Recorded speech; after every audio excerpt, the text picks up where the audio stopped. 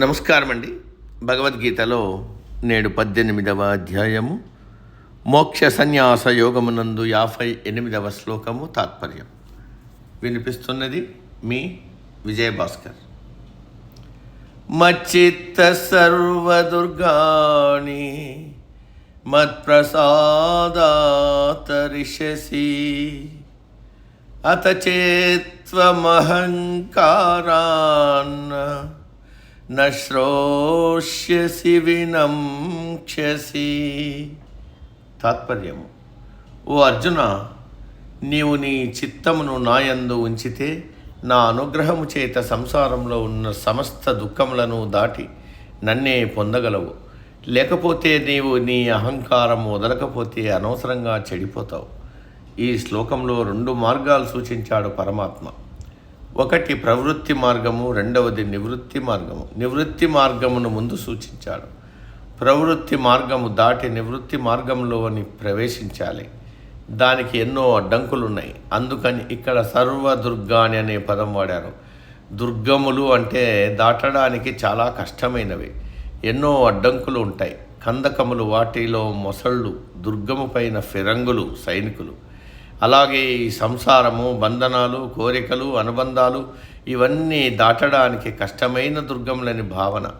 అర్జునుడు క్షత్రియుడు, ఆయనకు కోటలు, దుర్గములు అన్నీ పరిచయమైన విషయములు. అందుకని దుర్గములనే పదం వాడారు వ్యాసుల వారు.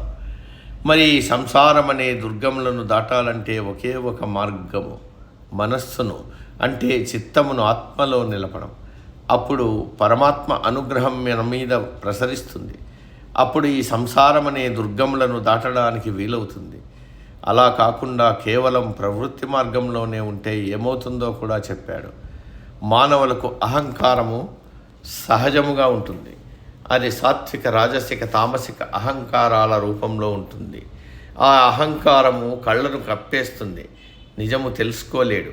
అప్పుడు ఈ మాటలు తలకెక్కవు, తన ఇష్టం వచ్చినట్టు ప్రవర్తిస్తాడు. అటువంటి వారు వినంక్ష్యసి అంటే చెడిపోతారు. వారిని ఎవ్వరూ బాగుపరచలేరు. ప్రతి వాడు తనకు ఎప్పుడూ సుఖాలు కావాలనే కోరుకుంటాడు, దుఃఖాలు అస్సలు రాకూడదనుకుంటాడు. కానీ దానికి కావలసిన సాధన మాత్రం చెయ్యడు.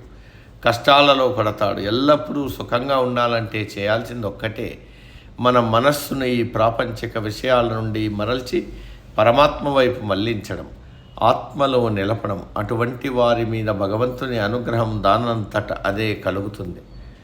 ఆయన కరుణ అనుగ్రహం మన మీద ప్రసరించడానికి మనం వజ్ర కిరీటాలు, బంగారు ఆభరణాలు